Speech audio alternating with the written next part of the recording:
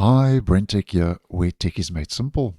So last week I let you know that the May Patch Tuesday update for Windows 11, 25 and 24H2, which is KB5089549, was reportedly failing to install for some users.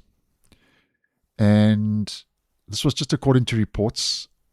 And when I posted that video, Microsoft had not officially acknowledged an installation problem with this update.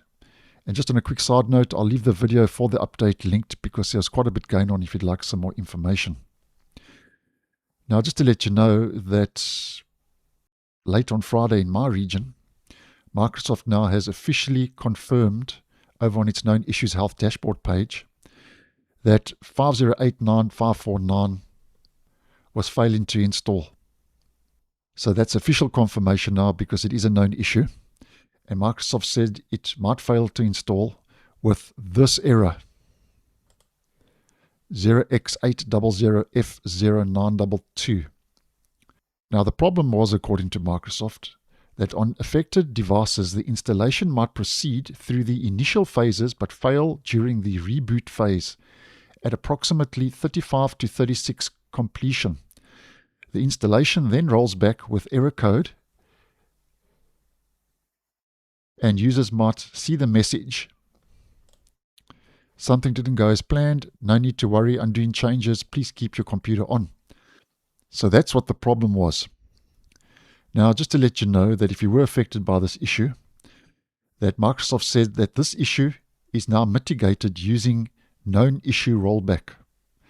And a known issue rollback is nothing you have to do from your side. You don't have to head over to Windows Update and download another update.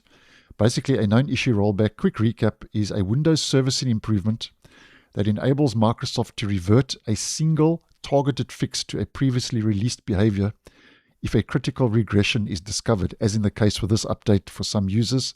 So it's nothing you have to do from your side. Microsoft takes care of it using KRR.